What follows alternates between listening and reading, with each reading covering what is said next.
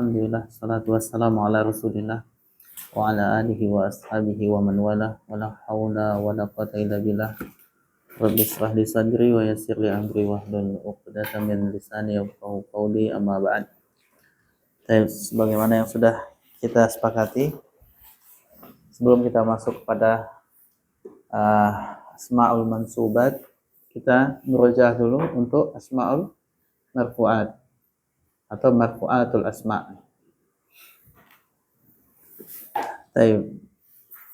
Tanpa membuka buku ya, kita murojaah tanpa buka. Kalau buka buku namanya bukan murojaah, apa namanya itu? Membaca. Nah, ini tanya jawab saja, tanya jawab. Tapi Anda akan menilai sejauh mana keseriusan antum dalam belajar ini. Dari apa? Dari jawaban-jawaban yang antum sampaikan. Satu nggak datang ya? Mas? Pak Angga ya? Baik. Kita mulai soalan awal. Soal yang pertama. Simpel pertanyaannya, tapi bisa nggak antum mendefinisikan? Pak Agus, apa itu nahwu?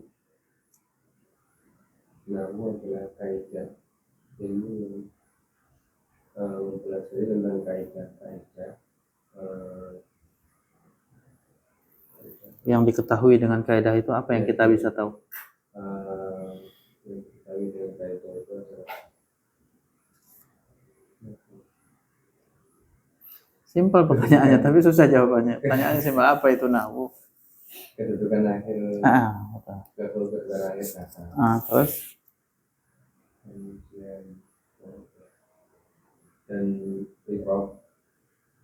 dan i'rab kata tersebut. Terus yang ketiga, mengetahui harokat. Jadi apa itu nahwu, Pak? Ulangi, Pak. Rahmadi.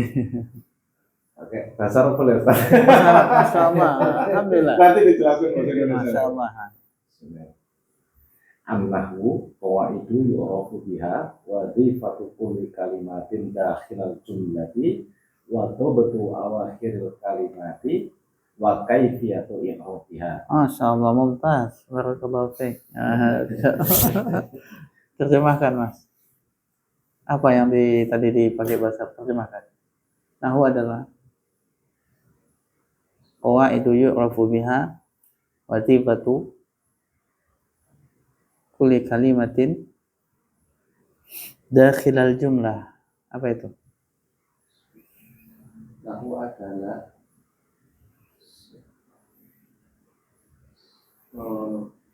mempelajari suatu kaidah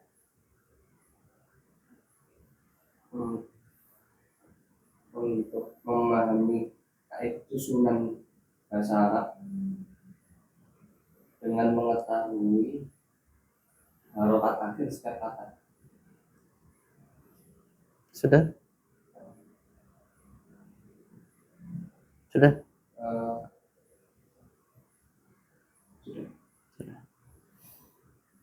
Mas Dio, coba lengkapi. Ilmu yang mempelajari tentang kaidah-kaidah perubahan kata-kata yang masuk di dalam sebuah kalimat untuk mengetahui bagaimana perubahannya, kemudian kedudukannya, perubahan i'rabnya, dan harokat akhir katanya. Nah, jadi apa yang dipelajari di nahwu ini?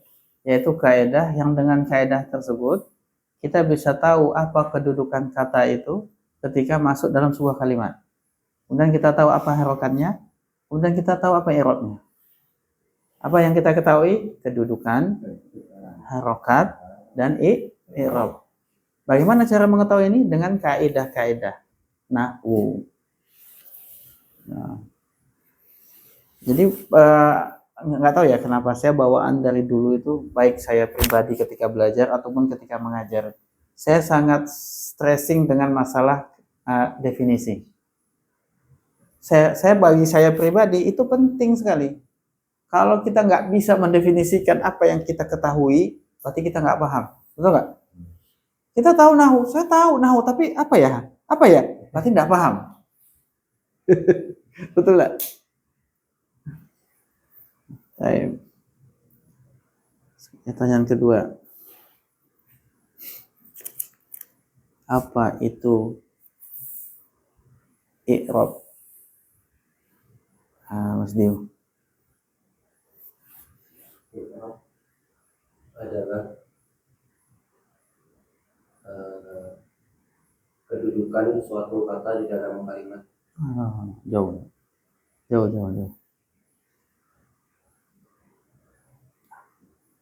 Apa i'rab, Mas Anton?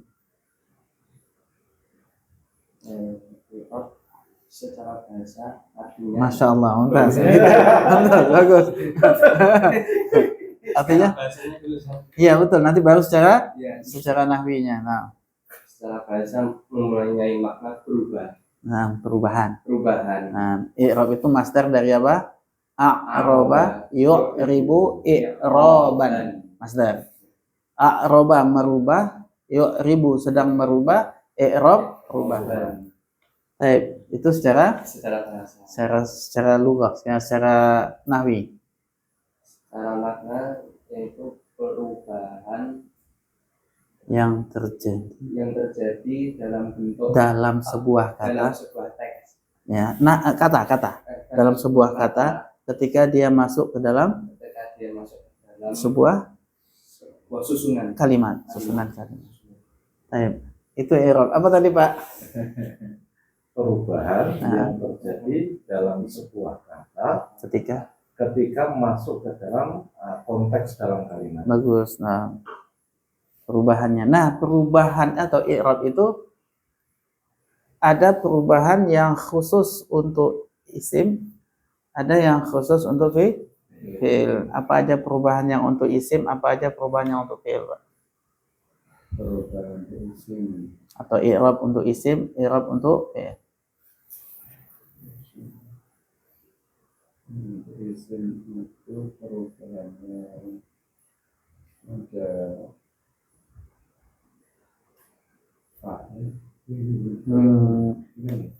Atau nggak paham pertanyaan. Kalau antum paham pertanyaan, mudah jawabannya. I'rab itu perubahan, ya kan? Perubahan. Isim itu bisa berubah dari bentuk apa ke bentuk apa dan ke bentuk apa. Kalau fi'il juga gitu, berubah dari bentuk apa ke bentuk apa ke bentuk apa. Isim dari bentuk. Perubahan isim apa? I'rabnya isim apa? Ada berapa dulu? I'rabnya isim ada berapa? Sebetulnya tuh paham, tahu pasti tahu. Cuma ya nggak paham pertanyaannya nih, maksudnya kemana nih arahnya nih, betul nggak? Nah, dari yang master terus. Jadi yang namanya i'rab itu perubahan. Perubahan itu terjadi pada isim, juga terjadi pada fi'il. Perubahan yang terjadi pada isim ada 3. Pak Rahmadi. Rafa, nasab, jar. Nah, pasti antum tahu. Tapi nggak paham pertanyaannya, betul nggak? Nah, itu dia. Sebagai objek. Bukan. Rafa, nasab, jar itu isim. Kalau fi'il?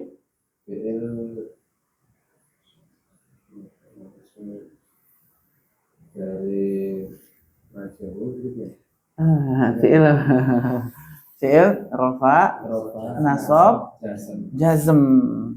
Itu namanya i'rab. Itu rafa, nasab, jar itu namanya i'rab. I'rabnya isim. Rafa, nasab, jazm itu namanya i'rabnya fi'il.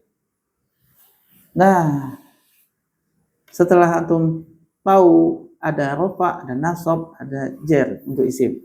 Pertanyaannya adalah kapan isim itu dibaca rafa? Kapan isim dibaca nasab? Kapan isim dibaca jar? Kan itu yang kita pelajari. Itu isim. Sekarang fi'il. Kapan fi'il dibaca rafa? Kapan fi'il dibaca nasab? Kapan fi'il dibaca jazm? Itulah nahwu, sebetulnya cuma itu tok. Hanya itu nahwu. Kalau udah tahu kapan dibaca rafa, maka kita akan baca isim itu di dalam sebuah kalimat, baca rafa. Kalau tahu isim yang dibaca nasab itu apa saja, amilnya apa saja yang menyebabkan dia nasab, maka kita pasti baca dia nasab. Begitu juga jar dan jazm. Baik. Sekarang kita sudah lewati adalah isim yang dibaca rafa. Nah, itu mukadimahnya di situ tadi. Sekarang kita sudah lewati apa? Isim yang dibaca rafa. Nah, yang disebut dengan marfu'atul asma. Isim-isim yang dibaca rafa. Ada berapa keadaan isim itu dibaca rafa, Mas Anton?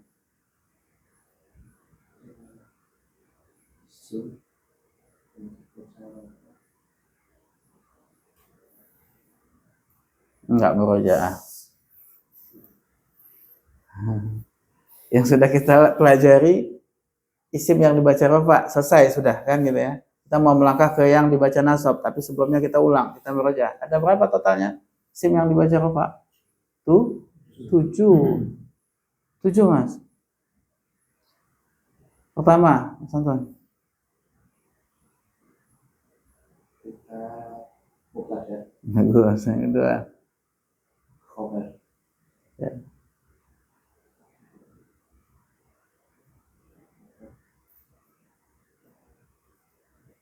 Udah. Nah, masih ada 4 lagi kan? Ada khobar. Tadi satu lagi, mubtada, khobar, baru 2 ya Anton ya? iya, Baru 2.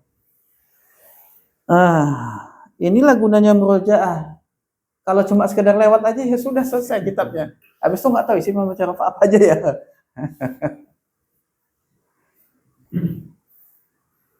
Saya lanjutkan Pak Ramadi.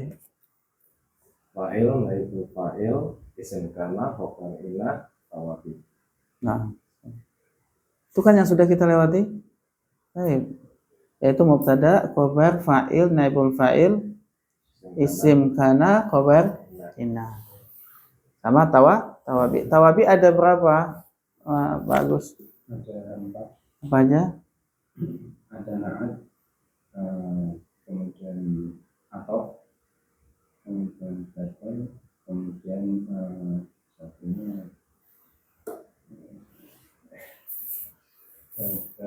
satunya taufik. Tahu? Taukid. Nah, baik. Kita masuk pada yang pertama yaitu mubtada. Definisi dulu yang pertama. Apa itu definisinya mubtada? Pasti. Adalah isim yang dibaca rafa yang terletak di awal sebuah kalimat. Itu apa ya definisi dulu ketika pertama kali belajar nahwu.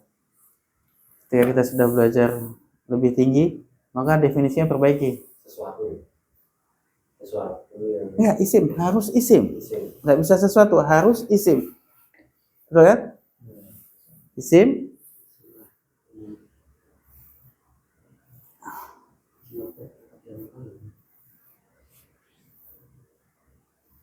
Nah, kalau dulu kita katakan isim yang ma'rifah, betul? Sekarang kita harus katakan isim yang tidak nakirah.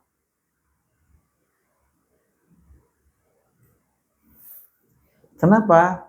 Karena ada isim yang dia bukan ma'rifah, tapi boleh jadi mubtada. Ada kan? Ada. Nah, apa isim yang tidak ma'rifah tapi boleh jadi mubtada? Isim tidak bersifat. Contohnya apa? Disifati. Dikasih naat, Diidofahkan. diidofahkan, Diawali. diawali Isim. nafi atau Istifham. istifham. Apa lagi? Iya, oleh namun tidak. Nggak ada hubungannya. Nggak ada hubungannya. Ya, anggaplah 3 itu dulu yang antum tahu, yang antum ingat. Nah, Mausuf ya. mausuf, idofah, sama diawali nafi sama istifham. Maka mubtada boleh Nakirah. bukan nakirah juga. Jadi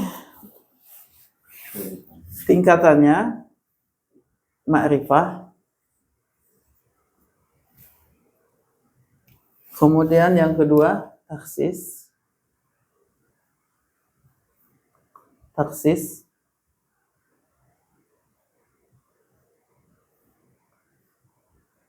Taksis, kemudian yang ketiga nakirah. Ma'rifah kita tahu ada berapa isim ma'rifah? Isim ma'rifah. Oh, ini gimana? Isim ma'rifah ada? Yang jadi mubtada. Yang jadi mubtada. Yang bisa jadi mubtada. Enggak, saya nanya isim ma'rifah. Ada berapa isim ma'rifah?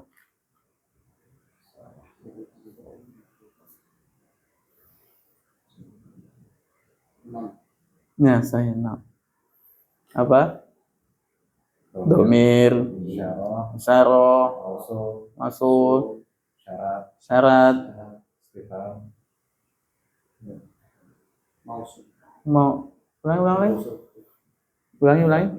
Domir. Syarah, Mausul, Syarat, Alam. Alam. Yang keenam, idhofah kepada salah satu dari 5 tadi. Itu adalah isim ma'rifah. Kalau nakirah, Ya, yang bukan ma'rifah. nah, selain ma'rifah.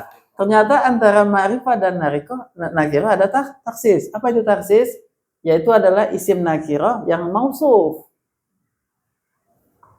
Isim nakirah yang dikasih na'at.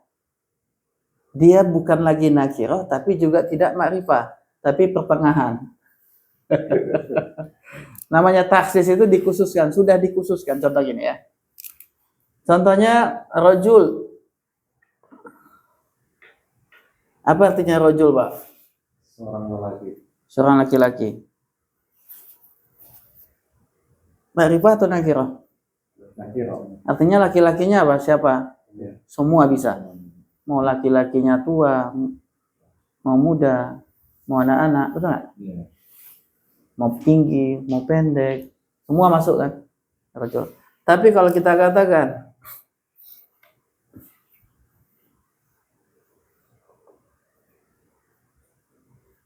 kasih na'at, rojulun tawilun. Apakah semua laki-laki masuk di sini? Ya. Enggak. Yang masuk siapa? Yang tawil. Yang tawil to. Yang tawil banyak enggak? Ya. Banyak juga. Tapi jadi sedikit enggak pembahasannya? Yang laki-laki pendek masuk enggak? Enggak masuk.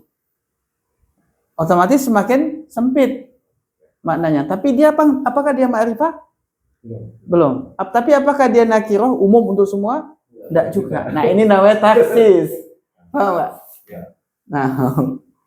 Nah, yang taksis ini boleh jadi mubtada. Boleh jadi mubtada. Berarti apa itu mubtada? Isim yang bukan nakirah. Berarti taksis boleh, ma'rifah boleh. Jangan bilang isim ma'rifah lah, taksis nggak masuk. Nah, definisinya sekarang kita ubah kan? Isim marfu yang ma'rifah nggak? Enggak. Definisi awal. Enggak mampu. Tidak ma'rifah ya? Oke. Kalau dibaca rofa, ya wajib. Tapi sekarang kita tidak katakan lagi bahwa yang namanya mubtada isim marfu yang dia ma'rifah terletak di awal kalimat, salah. Tapi apa? Isim marfu yang dia tidak nakirah yang terletak di awal kalimat. Sebetulnya kata-kata di awal kalimat juga karena kita sudah tahu. Ada yang enggak. Jadi definisinya nggak bisa lagi di awal kalimat, betul nggak? Apa kita bilang? Isim yang dibaca rofa yang bukan nakirah, Pokok pembahasan. yang umumnya terletak di awal kalimat kecuali pengecualian yang membolehkan dia berada di belakang. Ah, kayak gitu jadinya definisinya. Betul nggak, Pak? Iya.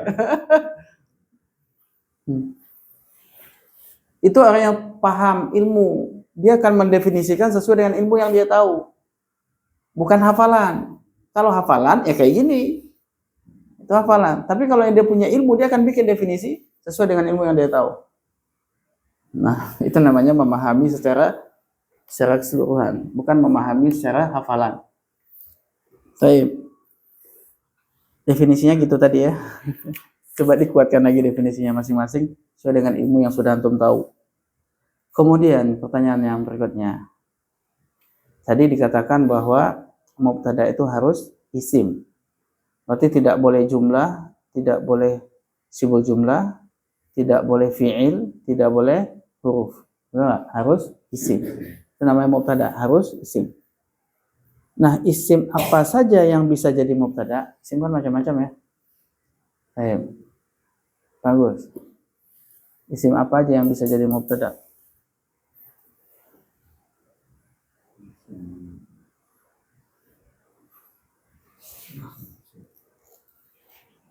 Baik, isim itu kan ada isim mu'rab, ada isim mabni. Kemudian ada isim mu'rab bisa nggak jadi mubtada? Bisa. Baik. Isim mabni bisa nggak jadi mubtada? Bisa. Bisa.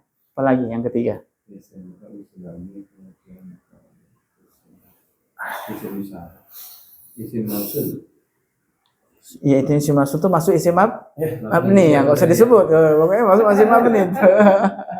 Isim bisa, isim mabni, kemudian Isim mu'rab, isim mabni. Nah, yang ketiga apa? Mas Diu. Masdar mu'awwal. An dan fi'il. Boleh nggak anna isim dan khobarnya jadi masdar mu'awwal, anna isim dan khobar jadi mubtada? Nggak boleh. Cuma an dan fi'il. Nah, insyaallah. Selanjutnya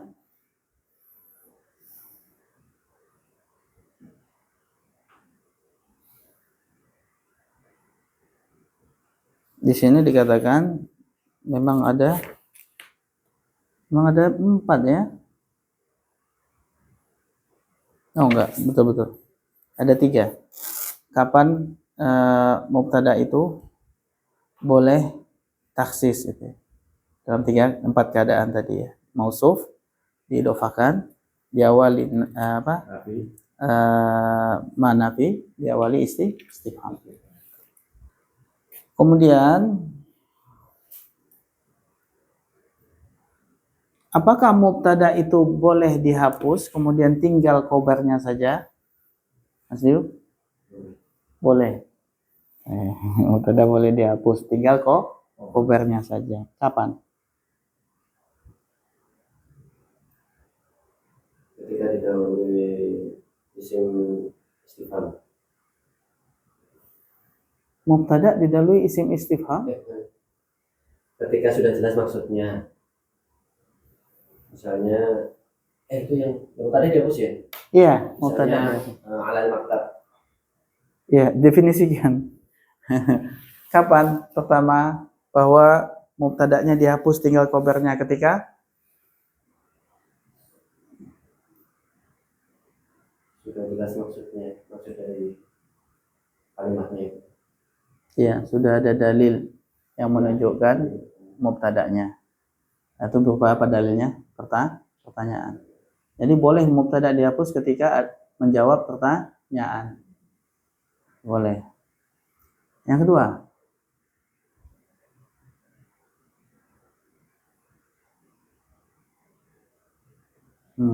Mas, antum yang kedua.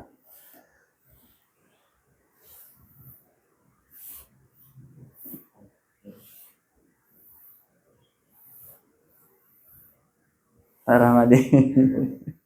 Ketika menjadi sebuah judul. Bagus. Ketika menjadi sebuah judul maka mubtada'nya dibuang. Nah, masih ingat ya?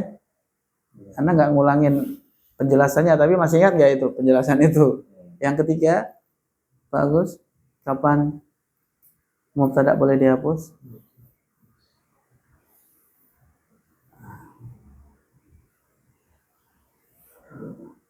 Ketika khobarnya bentuknya apa, Mas? Masdar. Yang mana khobar itu dalam bentuk masdar dia adalah menggantikan fi'il. Maka mubtada boleh dihapus. Masih ingat ya? Sabrun jamil. Nah, saya. Contohnya apa? Apa yang takdirnya yang dihapus di situ? Mauqifuna sabrun jamil. Mauqifu adalah mubtada yang dihapus. Baik, selanjutnya. Apakah boleh khobar mendahului mubtada? Bagus. Boleh. Boleh. Baik. Kapan khobar boleh mendahului mubtada? Khobar melalui baca ketika berupa sebelumnya. Saya ulang. Boleh. Boleh. Ya, ini yang boleh. Masih yang boleh, belum yang wajib. Nanti ada lagi yang wajib soalnya. Membedakannya kayak gitu. Yang boleh itu Ada berapa dulu? Yang boleh ada berapa? yang boleh itu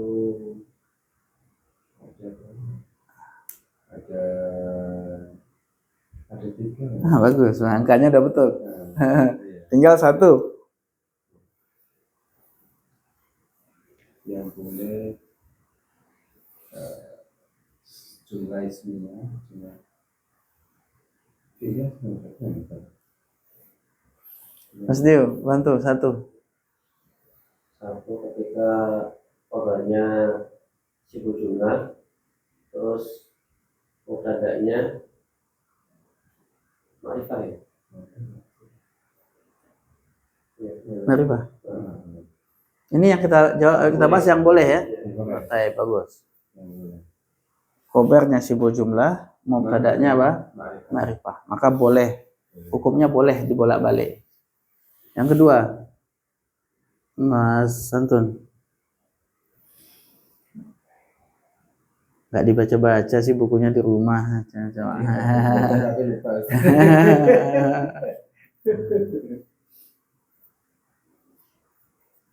Ayo, yang kedua Pak Rahmadi.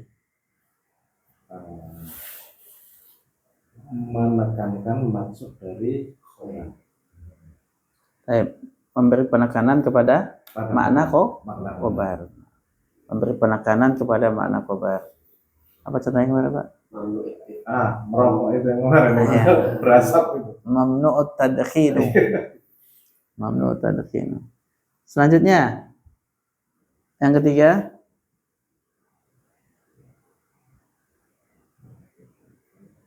Dahulu istifham ya. dahulu istifham. Iya, contohnya asobrun anta. Iya. Nah, enggak cukup sampai di situ. Apabila ada huruf nafi atau istifham yang mendahului mubtada dan khobarnya harus berupa isim sifat. Kebayang nggak? Kebayang. Jika apa tadi ada huruf nafi atau istifham yang mendahului mubtada dan khobarnya berbentuk isim sifat, maka isim sifatnya boleh ke depan, mubtada'nya boleh diletakkan ke belakang. Contohnya, aqaimun anta. Aqaimun anta. Mana mubtada? Anta. Boleh nggak? Anta qaimun? Boleh. Nah,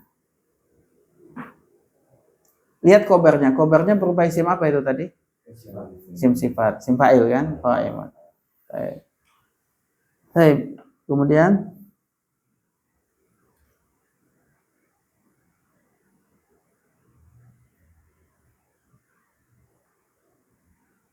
yang berikutnya, adakah khobar yang wajib mendahului mubtada? Mas Anton, ada nggak khobar yang wajib mendahului mubtada?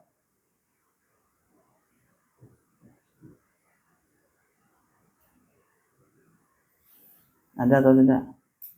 Jawabannya ada atau tidak dulu? Hah? Tidak, kan kacau.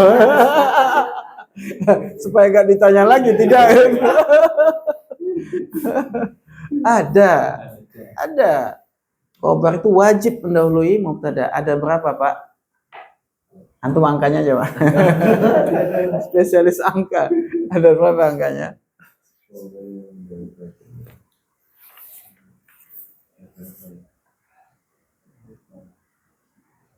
Pak Ramadi, ada berapa angkanya? Angkanya cuma tahu satu jawabannya. Cuma satu. Sebutkan satu itu. Ya, ketika khobarnya itu berupa siful jumlah dan mubtada'nya isim nakirah. Mumtaz. Jadi apa? Ketika khobarnya adalah sibul jumlah dan mubtada'nya nakirah, maka wajib itu mubtada' diletakkan di belakang. Contohnya Pak.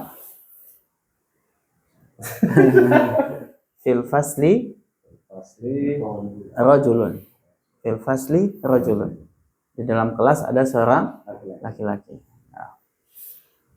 Yang kedua, Mas Dio. Yang kedua, ketika khobarnya terdapat dhamir yang kembali kepada mubtada. Khobarnya terdapat dhamir yang kembali kepada mubtada. Jadi di dalam khobar itu ada domirnya dan domir itu kembali ke mubtada, sehingga apa? Yang namanya domir kembali itu harus ke belakang, ke sebelumnya, bukan ke setelahnya. Nah, maka mau tidak mau mubtada harus diletakkan di belakang supaya kembalinya apa? Ke sebelumnya. Gitu ya? Apa contohnya?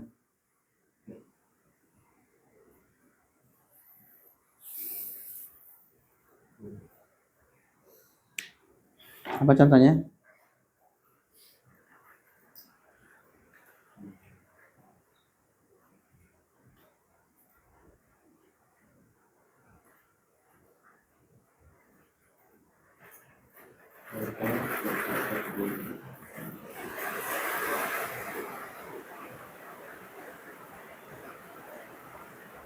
Tidak ada yang bisa ngasih contoh, bahasa Indonesia saja.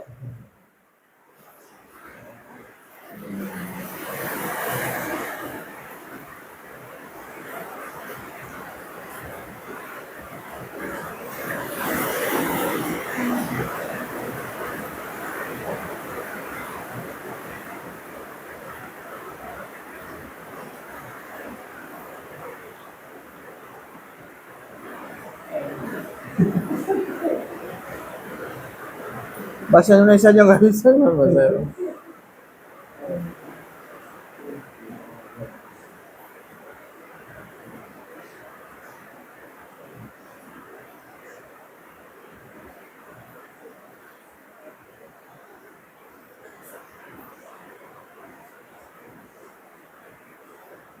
Contohnya apa?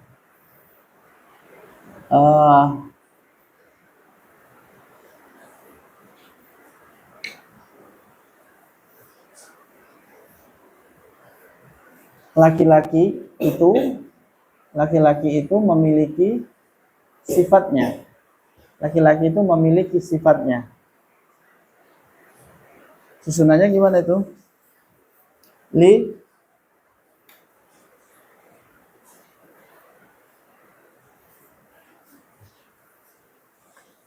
rajuli sifatuhu.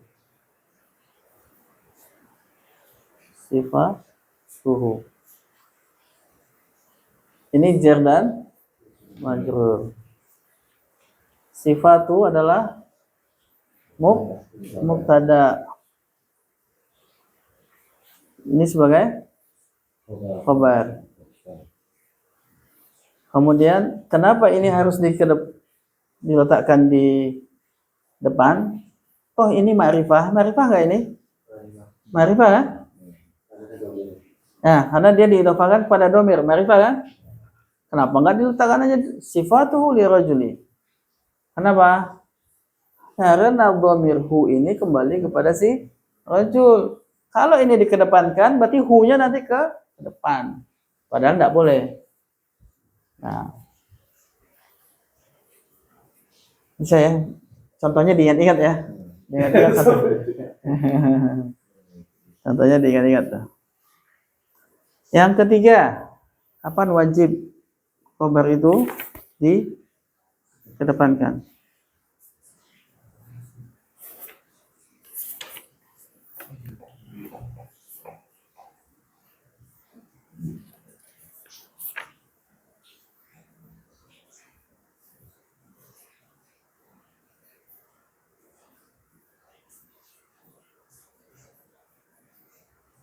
Apabila khobar itu merupakan lafadz-lafadz yang memiliki hak untuk dikedepankan.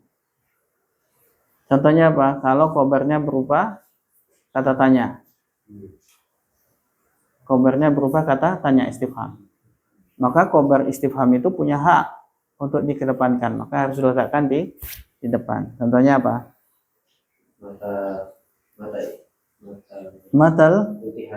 Matal imtihanu. Kapan ujian? Matal imtihanu.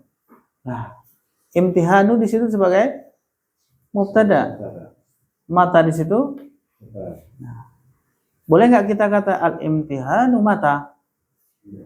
Ujian itu kapan? Boleh nggak? Bahasa Indonesia boleh, Pak. Bahasa Arab nggak boleh. Bahasa Arab nggak boleh. Kenapa? Karena kata tanya itu punya hak untuk dikedepankan. Maka walaupun dia itu khobar, wajib diletakkan di depan. Berarti ada 3 keadaan khobar itu wajib diletakkan di depan. Pertama, apabila khobarnya sibul jumlah, mubtada'nya nakirah. Yang kedua, apabila di dalam khobar itu ada dhamir yang kembali kepada mubtada. Yang ketiga, apabila khobarnya merupakan lafadz yang punya hak untuk dikedepankan. Contohnya apa? Isim istifham. Nah, ini kaidah-kaidah tok isinya ya. Pusing nggak tuh? Nah, tapi kalau menguasai kaidah itu mudah untuk selanjutnya ke depan. Tapi kalau tidak menguasai kaidah, cuma berdasarkan kebiasaan-kebiasaan saja, akan lemah ketika nanti ketemu sesuatu yang bermasalah. Ini gimana ya?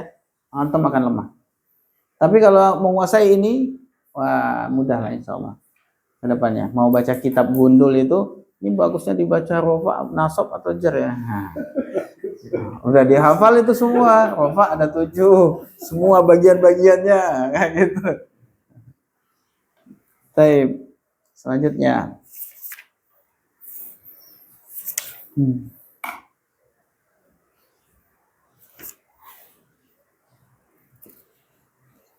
Apa itu khobar, Mas Anton?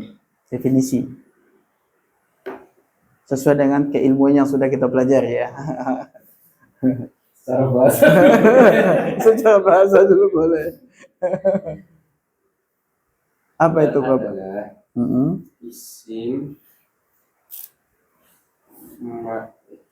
Isim marfu yang terletak setelah mubtada.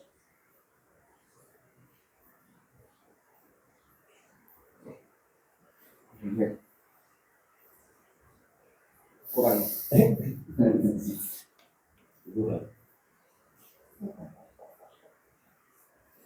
Hai, Mas Diu, khobar. Isim marfu yang bertujuan untuk menyempurnakan mubtada. Oke, di sini ada kesalahan yang fatal banget. Isim. Nah, Sesuatu. bukan isim. Khobar itu bisa jumlah, bisa sibul jumlah. Nah, nggak harus isim. Nanti kalau kita katakan isim, salah total itu sudah. Berarti nggak paham khobar, yang gitu. Kalau paham khobar, kita nggak mungkin bilang isim. Karena kita tahu, oh jumlah fi'liyah bisa, jumlah ismiyah bisa, sibul jumlah bisa.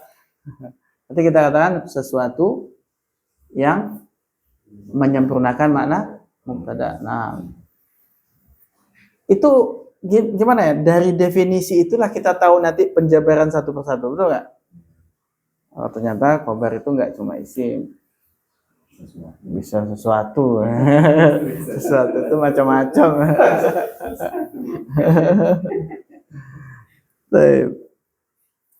Kemudian apa kaedahnya khobar terhadap mubtada? Apa kaedahnya khobar terhadap mubtada, Pak Rahmadi?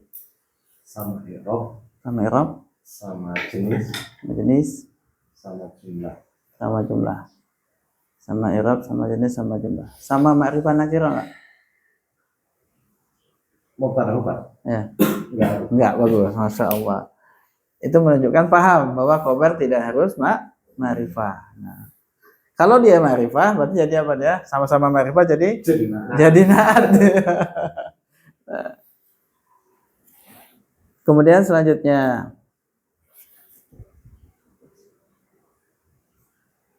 Nah, udah tadi ya. Apa saja yang bisa jadi khobar? Ah, udah lah, udah tahu ya. Ada isim. Isim apa, Pak? Isim zahir. Apa itu isim zahir? Apa itu isim zahir?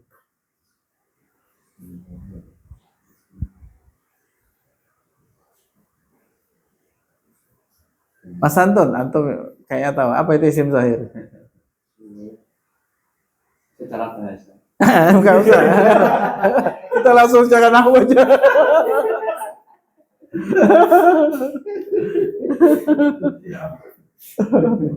Secara nahwu aja langsung. Apa itu isim zahir? Isim dzahir dia Simpel ya pertanyaannya, yang mudah kan ya? Pertanyaannya jawabannya yang susah. Apa isim zahir, Mas Diu? isim yang tampak di dalam kalimat. Apa adanya ada yang Jadi semua isim tampak semua. Berarti zahir semua. Apa tadi? isim yang memiliki makna pada dirinya sendiri, pada isim itu sendiri. Enggak tepat. Kurang tepat. Isim zahir adalah isim yang bukan domir. Bukan doa. Udah pernah nggak dulu? Udah pernah. Iya betul. Isim zahir adalah isim yang bukan domir. Nah, Sembilan tadi isim apa itu, Ustaz? yang mana yang tuh bilang tadi? Itu bukan isim. Kata yang dia memiliki makna pada zatnya sendiri itu disebut isim. Tidak terikat waktu ya? Tidak terikat waktu. Bagus, tidak terikat waktu. Jadi salah definisi. Karena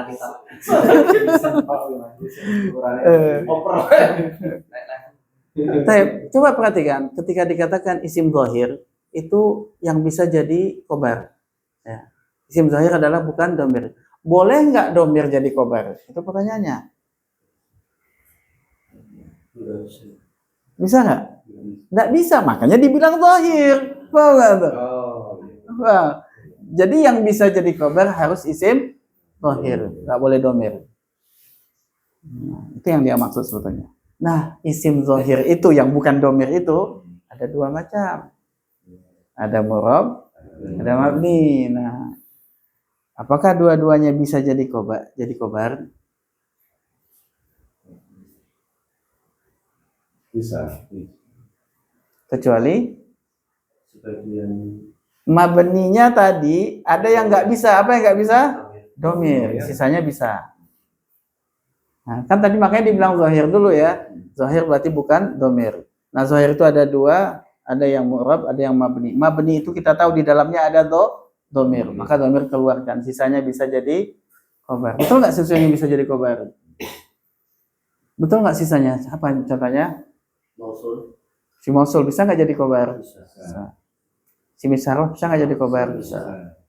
Sim apa lagi? Alam bisa nggak jadi khobar? Bisa. Apa lagi? Yang pakai alif lam bisa nggak jadi khobar? Bisa.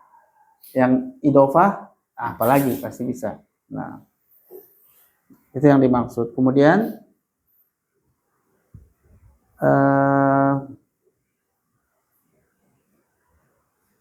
isim jamid dan isim mustaq.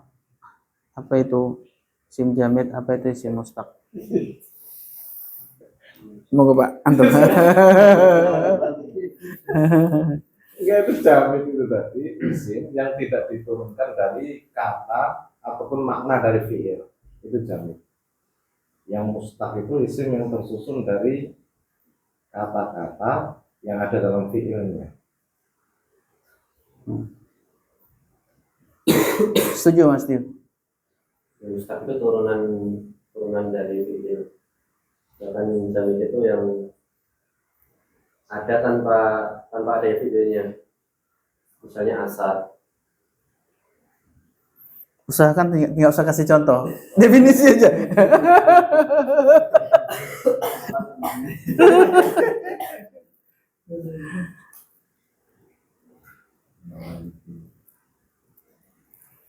Baik, Isim jamid adalah isim yang dia bukan merupakan pecahan kata dari kata lain. Oke. Kalau mustaq berarti apa? Dia adalah isim yang dia merupakan pecahan dari kata lain. Itu definisi ya. Tapi kan udah bisa dipahami kan? Nah, dengan definisi itu sudah bisa dipahami. Ini melatih antum ketika nanti menjelaskan itu kalau antum udah ngajar, menjelaskan itu ke mad'unya gitu. Itu gunanya definisi. Baik. Apakah isim jamid bisa jadi khobar? Bisa. Nah, kalau ini perlu saya tanyakan. Coba buatkan contoh.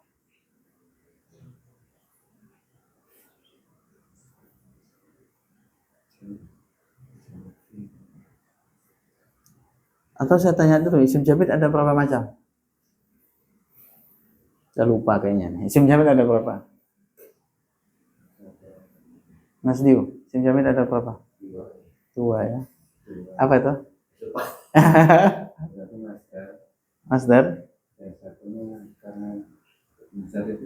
Zat. Nah, masdar itu maknawi. Satunya zat. Maknawi itu adalah isim masdar. Kalau zat isim yang dia memiliki makna dan memiliki zat. Sedangkan masdar tadi hanya punya makna tapi nggak punya zat. Ini jamid dua-duanya. Kok masdar dibilang jamid? Bukankah masdar itu pecahan dari fi'il madi? Nah, karena para ulama memang khilaf ya masalah ini. Tapi yang paling condong dan disepakati bahwa masdar itu jamid. Kenapa? Karena dia adalah masdar. Masdar itu artinya apa secara bahasa? Masdar secara bahasa apa?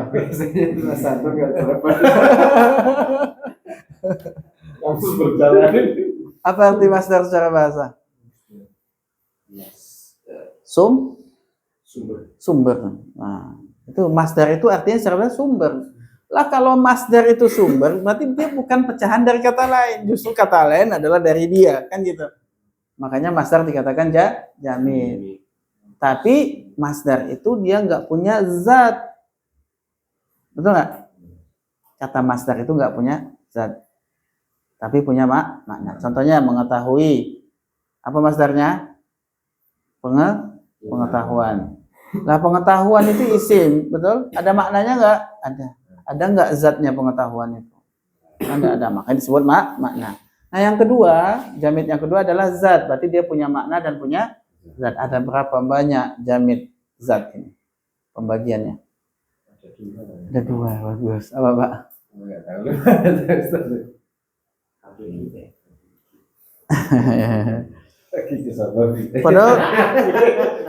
Padahal dulu waktu Anda jelasin nyatat semua tuh. Anda tahu apa sih Anda catat semua? Apa yang Anda tulis itu? Cuma sekedar catat aja. Nggak diulang lagi. Yaitu apa?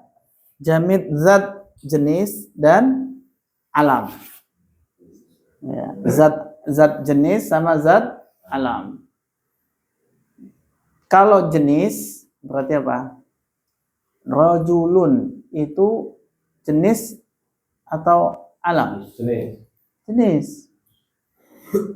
Kalau Khalidun jenis atau alam? Alam. Kalau rajulun namanya Khalid berarti gimana?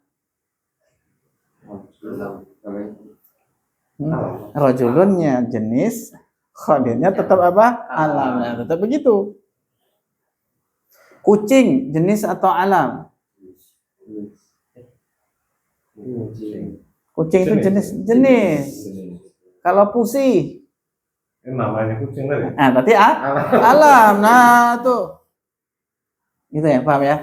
Baik. Jadi apakah tadi pertanyaannya isim jamid boleh jadi khobar? Boleh. Apakah semuanya makna atau masdar atau zat boleh jadi khobar? Boleh. Cuma syaratnya kalau masdar jadi khobar harus pakai alif lam. Tapi kalau zat baik dia jenis maupun dia alam tidak perlu pakai alif lam. Nah, itu ya.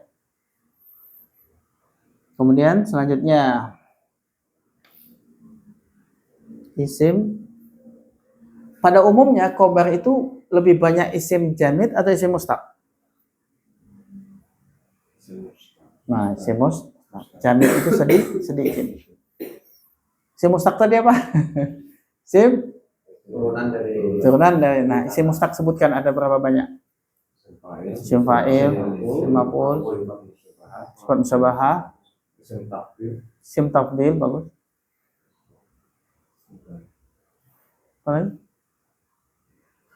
Rojak suruh itu.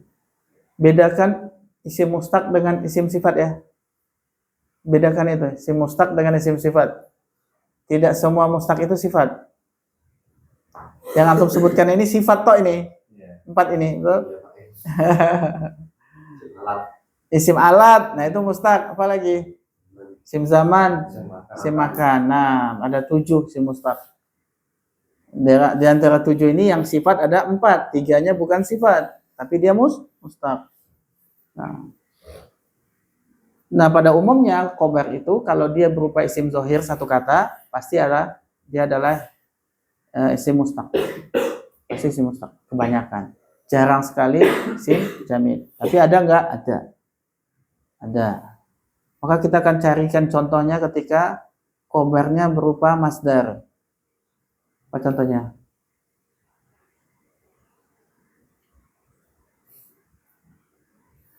Hadis Nabi, ad-dinu an-nasihatu.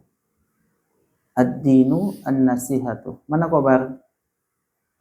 An-nasihah. Pakai alif lam? Kenapa? Karena dia masdar. Nah, tuh. Ada lagi nggak contohnya? Cuma itu toh yang ada di dalam hadis maupun dalam Al-Quran.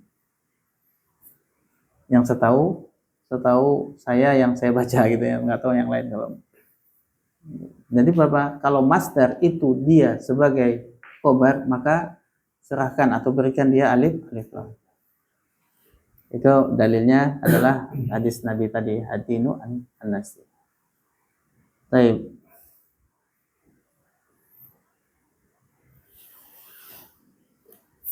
Kemudian selanjutnya kita masuk pada apakah khobar itu boleh lebih dari satu? Boleh, bagus. Insyaallah. Pertanyaannya mudah-mudah kok.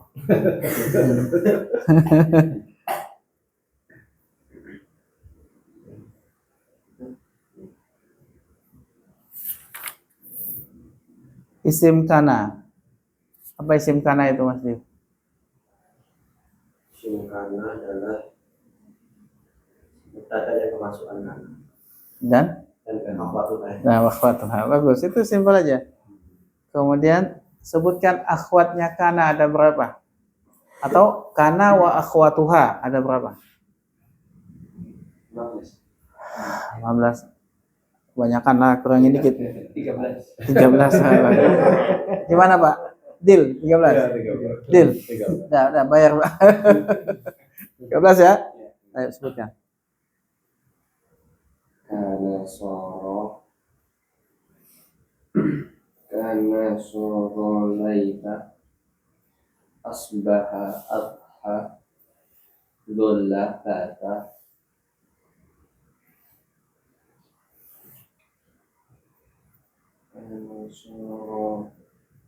Sesuai dengan bagusnya kalau mau setoran kayak gitu sesuai dengan hafalan dulu. Dulu kan saya bilang apa? Dibagi menjadi 3 atau 4? 3 apa aja? Dari sisi waktu. Yang kedua untuk tahawul. Yang ketiga istimrar. Yang keempat libayanil muddah. Nah, Yang terakhir 1. iya, sahih. Nah, kalau setorannya hafalannya kayak gitu pasti nggak akan ketinggalan, apalagi ya gitu. Nah, untuk tauqid, untuk waktu ada berapa? 5. Sebutkan dari mulai pagi, duha, siang, sore, malam. Apa itu? Asbaha, adha, dhalla, sore, amsa, malam, bata. Tahawul, apa itu tahawul? Berubah menjadi. Cuma ada berapa? 1. Soro. Untuk nafi juga cuma ada 1 apa?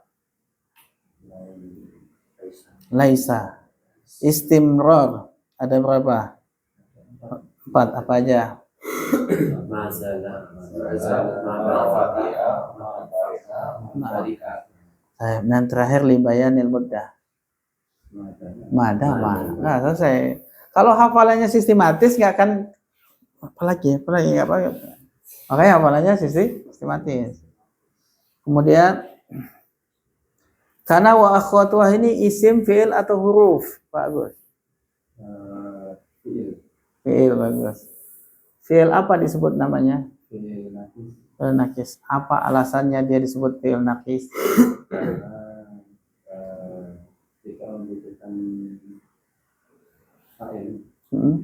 Tapi yang dibutuhkan dan bagus. Masya Allah.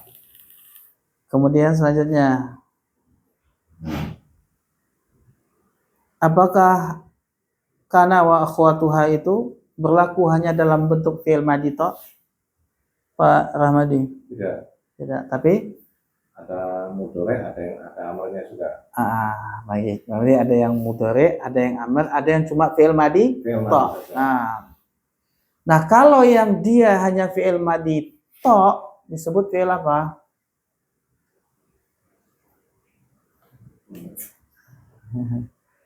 Apa contohnya? Laisa. Laisa nggak punya mudhari, nggak punya amar. Maka laisa ini disebut fi'il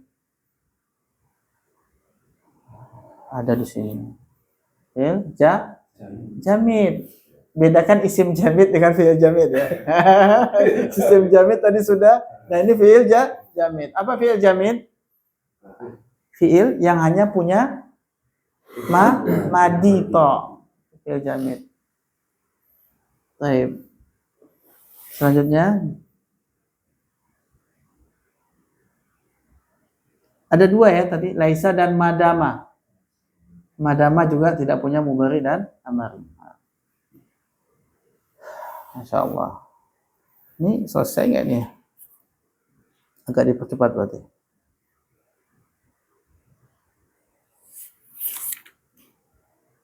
Sekarang saya tanya, ada fi'il-fi'il yang dia nakis juga, tapi dia tidak termasuk kana wa akhwatuha. Nah, masih ingat? Ada kelompok fi'il-fi'il yang dia nakis juga, tapi tidak digabungkan kepada kana wa akhwatuha. Ada lupa ini kayaknya. La'ala itu huruf, itu inna wa akhwatuha. Nah, sahih. Raja, suruh sama apa? Muqaranah. Muqarabah. Muqarabah. Ada 3 kelompok. Apa itu muqarabah? Bermakna hampir. Bermakna hampir, dekat. Sudah dekat berarti Apa roja?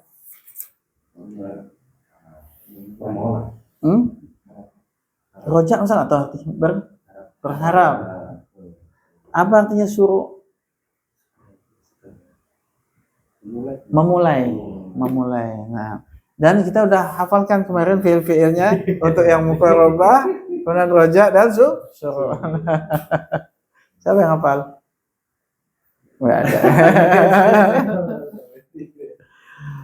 Tapi kalau untuk muqarabah fiilnya ada 3. Ada 3. Sakka bagus. Au sakka, kemudian apa Pak? Haro bukan di sini tempatnya. Haro nanti tempatnya di roja.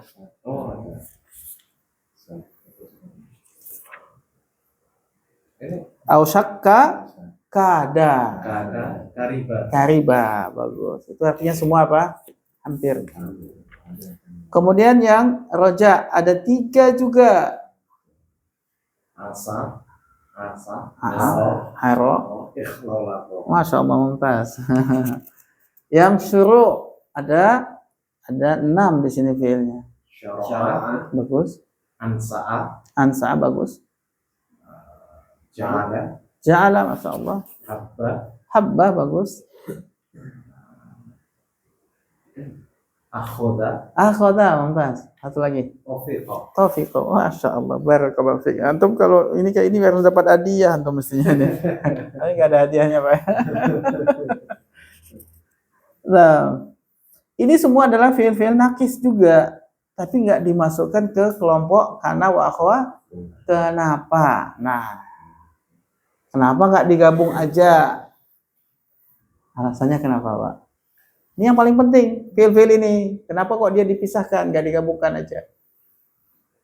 Karena dia hanya khobarnya berupa fi'il. Khobarnya berupa fiil. Dhaif. Nah, sahih. Bedanya dia ini, fiil ini, khobarnya harus jumlah fi'liyah, fiilnya harus mudhari, wajib. Sedangkan kana wa akhwatuha, khobarnya bisa berupa zahir, mu'rab ataupun mabni. Kalau ini nggak boleh, harus jumlah dan jumlah fi'liyah, fi'ilnya harus mudhari. Nah, taib. Hafalkan fi'ilnya, Pak. Nanti kalau ketemu di dalam apa baca kitab, tahu kaidahnya maksudnya gitu. Ketika ingat. Tapi kalau nggak ingat, ketika baca itu datar aja rasanya, nggak ada apa, nggak ada ilmu yang masuk ke situ. Baca betul, nggak salah, tapi nggak tahu kalau itu adalah termasuk fiil-fiil yang dimaksud dengan fiil-fiil apa tadi, roja, syuru, sama muqarrabah.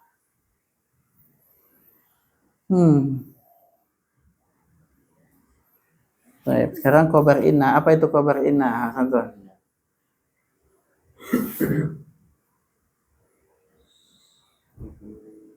Sesuatu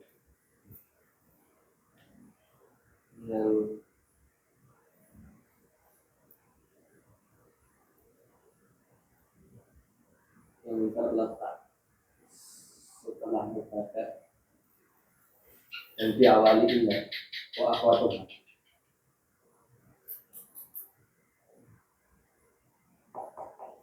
Apa tadi? Sesuatu?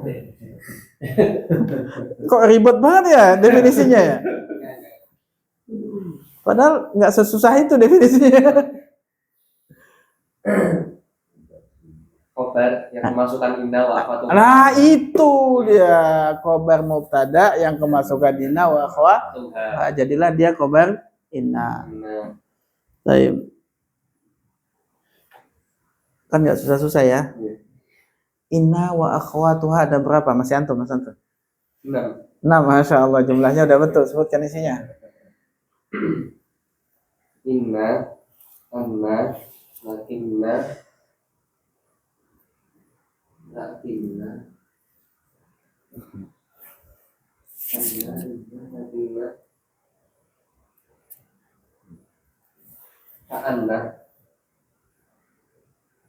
anna, inna, anna, lakinna, anna. Duh, terus nggak hafal?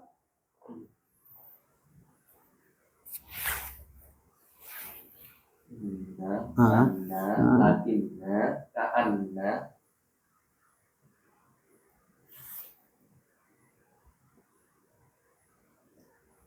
Lengkapi, Pak. Laika. Satu lagi. Laika sama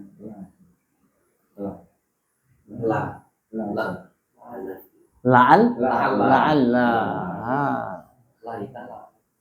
Laita dan la'alla. Dan di sini semua ada pembahasannya tentang itu ya. Roja sendiri. Tapi yang penting Anda ngetes sejauh mana untuk hafal. Dan ketahuan mana yang sudah paham betulan, mana yang setengah-setengah, mana yang masih ragu-ragu. Selanjutnya fa'il. Apa itu fa'il, Mas Dio? Fa'il adalah isim makhluk yang berbuat sebagai pelaku dari fi'il, yang melakukan fi'il,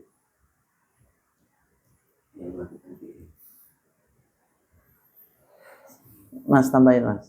Fa'il adalah kata yang menunjukkan pelaku dari perbuatan yang dilakukan. Pak Rahmat ditambahin. Isim dibaca rofa yang terletak setelah fiil dan fiilnya itu fiil maklum. Nah, sudah? Sudah. Tambahin Pak. Masih ada yang kurang.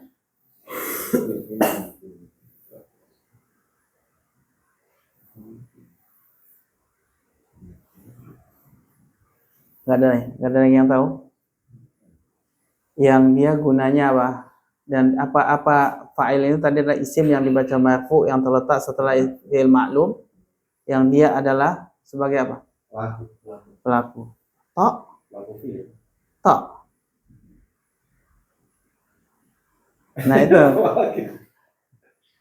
Nah itu makanya tadi belajarnya itu harus menyeluruh supaya jangan cuma itu definisinya. Atau dia bersifat dengan fi'il. Atau dia bersifat dengan fi'il. Ingat nggak? Ingat nggak? Pak Ramadi kayaknya belum ingat. Ingat nggak? Ingat sedikit. Cuma mungkin waktu itu nggak datang. Oke. Fi'il itu tidak semuanya kata kerja, Pak. Tapi kata kerja itu pasti fi'il. Iya. Betul nggak? Fi'il itu tidak semuanya kata kerja. Contohnya, fi'il yang bukan kata kerja, contohnya apa? Fi'il yang bukan kata kerja itu fi'il yang bab 5 itu. Bab 5 itu. Nah, kalau bab 5 itu dikasih fa'il, maka fa'il apakah melakukan fi'il atau bersifat dengan fi'il? Bersifat. Nah, itu yang dimaksud. Fa'il. Bukan fa'il. Misalnya karuma Zaidun. Apa artinya? Zaid yang mulia. Bukan. Zaid telah mulia. Apakah Zaid melakukan mulia? Tidak, tapi Zaid bersifat dengan mulia. Nah, itu fa'il. Nah, definisinya itu dikuatkan, nggak ada masalah ketika ketemu. Kalau definisinya udah kuat. Apa aja yang bisa menjadi fa'il?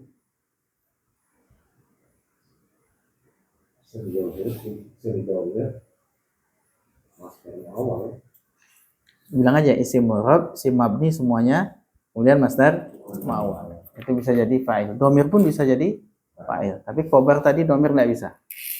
Kalau fa'il bisa. Apa kaidahnya antara fi'il dengan fa'il? Kaidah hubungan antara fi'il dengan fa'il.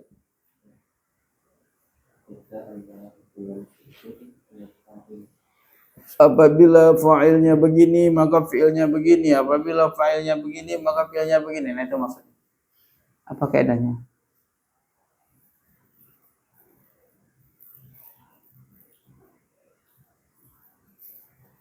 Selalu. Pasti coba. Pasti. Apabila fa'ilnya mudzakkar mufrad, maka fi'ilnya mudzakkar mufrad.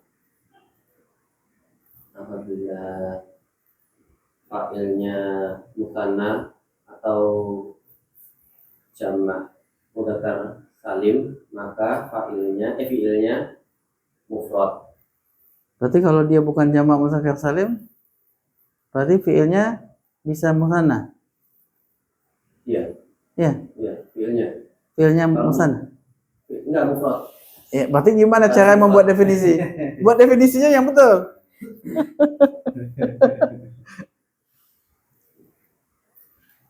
Jika fa'ilnya musanna atau jamak mudzakkar salim, maka fi'ilnya mufrad.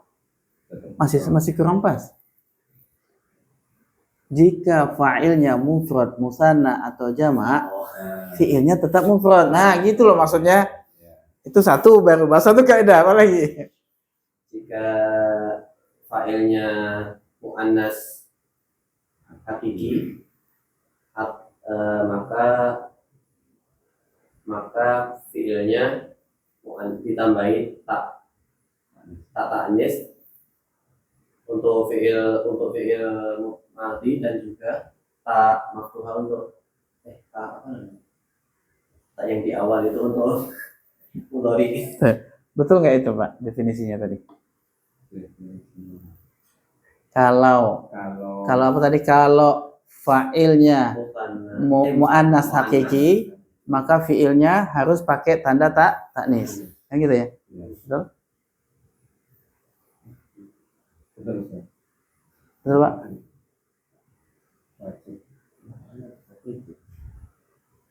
Fiil dan fa'il harus sesuai jenis ya. Sesuai jenis.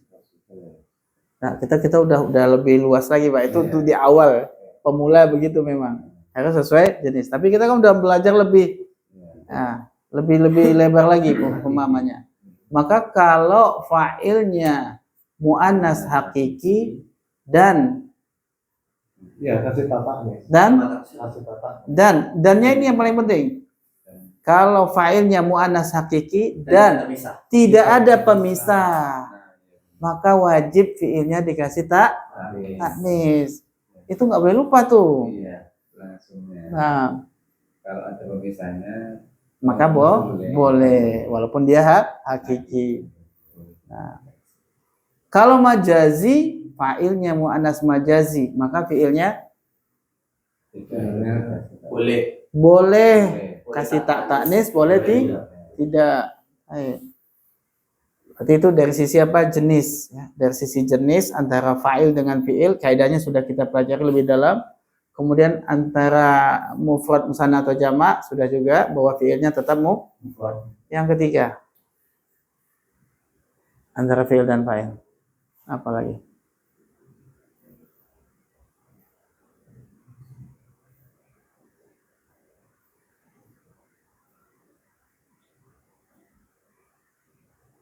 Tak bisa. Nah, fa'il wajib dibaca rofa. Ya, wajib dibaca rofa. 3 itu ya. Baik, selanjutnya tadi sudah dibahas ya tentang hakiki dan majazi. Cukup itu. Kemudian kita bahas naibul fa'il. Apa itu naibul fa'il? Pak Rahmadi. Naibul fa'il adalah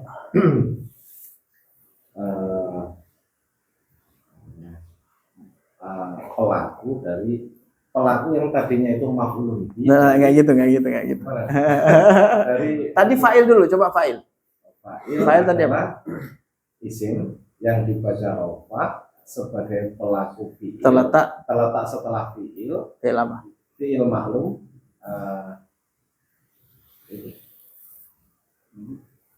Ya, atau yang disifati. Sekarang naibul fa'il. Naibul fa'il adalah isim dibaca rofa terletak setelah fi'il majhul. Terus lanjutkan. Atau yang disifati tadi. Yang dia adalah menggantikan tempatnya fa'il yang sebelumnya dia adalah maf'ulun bih. Nah, gitu ya definisi ya. Tapi setelah itu kan kita nanti akan belajar lebih dalam. Apakah betul yang namanya naibul fa'il itu asalnya dari maf'ul bih tok? Nanti akan lebih dalam tidak. Ternyata maf'ul mutlak nanti bisa jadi naibul fa'il. Dzaraf bisa jadi naibul, sibul jumlah bisa jadi naibul. Nanti akan pembahasan lebih dalam. Sudah belum ya? Belum kan ya? Sudah belum? Belum kayaknya. Itu di mansubat kayaknya. Sudah mestinya.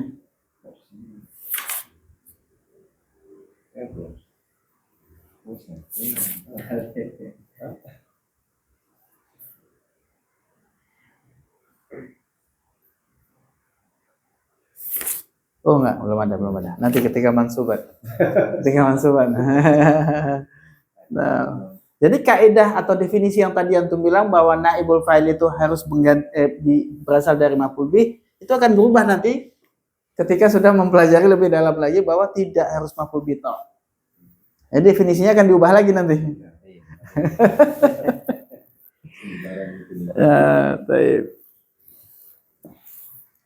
Naibul fa'il kaidahnya semua sama dengan fa'il.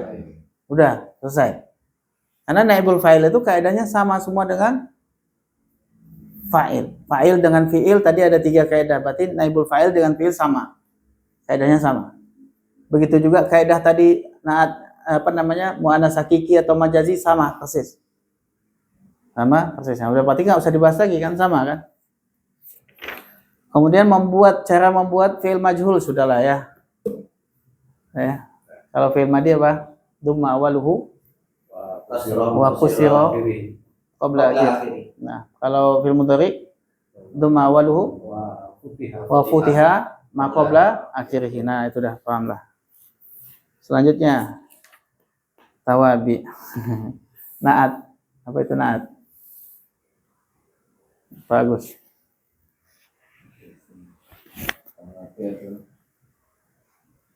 Jangan bilang isim ya. Kalau isim berarti jumlah nggak bisa jadi naat dong. Nanti apa? Sesuatu. Sesuatu yang mengikuti Kata kata sebelumnya, yang mana dia itu menjadi sifat bagi kata tersebut. Nah, itu udah selesai tuh. Cuma masalahnya naat itu ada berapa macam? Naat sababi sama naat hakiki. Apa itu naat hakiki? Nah, itu yang definisi tadi antum itu naat hakiki. Sekarang apa naat sababi definisinya? yang Sebuah kata, sesuatu yang sama yang dia sama dari bentuk ma'rifah al-haqiqah dengan matbu'nya, matbu'nya, kemudian dia mensifati dari sisi jenisnya dia mengikuti marfu'nya dan dia tetap mufrad walaupun matbu'nya musanna ataupun jama'. Dan dari sisi mudzakkar muannas dia mengikuti marfu'nya. Nah, itu aja udah penting itu. Kalau itu udah bisa udah aman lah. Naat hakiki, naat sababi.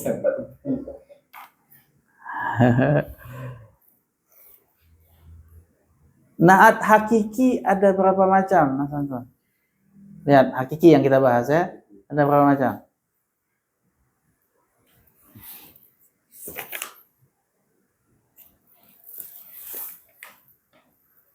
Wah, kayaknya udah habis. ada di Hakiki ada berapa macam, Pak? Masya Allah, antum lagi nih. Satu lah. Hakiki ada berapa macam? ada tiga. Ada 3, Masya Allah. Apa, Pak? Ada isim yang dohir itu. Ya, betul, zahir, isim sifat. Yang kedua, Kemudian sibuk jumlah. sibul jumlah, bagus. Dan Jumlah. jumlah. Nah, Itu nah. itu naat hakiki. Kalau sababi tidak bisa jumlah, harus apa isim zahir. Isim sifat. Baik dari isim fa'il maupun isim maf'ul. Baik, kita cukupkan ya. Ya? Enggak kembali. Enggak. Enggak. Saya yang baca balik. Salah. Salah jumlah itu yang saya ingat. Heeh. Jumlah itu kalau diikuti isim nakiro itu jadinya naat nanti. Iya, betul, naat. Kalau ma'rifat jadi hal. Sekarang masalahnya naat dia itu ketika dia jadi naat kepada isim nakiro, naatnya ini naat hakiki atau sababi? Hakiki. Hakiki. Betul nggak? Salah paham. Salah paham. Yang penting apa? Murojaah. Yang penting diulang, nggak cuma lewat kok. Ya, yang penting itu tujuannya. Tapi kita akan lanjutkan insyaallah di pertemuan berikutnya membaca atau membahas tentang isim yang dibaca nasab. Ya. Isim yang dibaca nasab itu ada dua. Ada? Ada berapa? 12 saja. 12. Baik, kita akan bahas satu persatu. Kalau isim yang dibaca jer ada berapa? 3. Nah, berarti kita tinggal 12 plus 3. Berapa, Pak? 15 lagi yang mau dibahas. Setelah itu selesai. Begitu ya. Insyaallah senang sekali ya. Maksudnya ketika antum bisa tahu itu sebuah kebahagiaan, sebuah kesenangan buat orang yang ngajar. Tapi ketika antum tidak tahu itu sebuah kekecewaan bagi yang mengajar. Ya, antum udah pengalaman lah ya ngajar juga, pasti senang ketika murid-murid antum bisa tahu apa yang antum ajarkan. Insyaallah. Tapi begitu mungkin kurang lebihnya mohon maaf karena mungkin yang saya sampaikan, yang saya jelaskan tidak membuat antum paham. Tapi kita kan terus mencoba terus mengulang, terus nanti jangan putus sampai di saya, cari ustadz yang lain, belajar lagi yang lain. Karena belum tentu semua apa yang saya sampaikan itu sudah memenuhi kebutuhan, pasti ada yang luput. Ya, jadi selesai ini silakan nanti antum udah bisa baca kitab dengan banyak, Ustaz. Karena faedah-faedahnya akan terus bertambah. Kayak begitu ya, kita tutup dengan doa kafaratul majelis. Subhanakallahumma wa bihamdika, asyhadu an la ilaha illa anta, astaghfiruka wa atubu ilaik. Wassalamualaikum warahmatullahi wabarakatuh.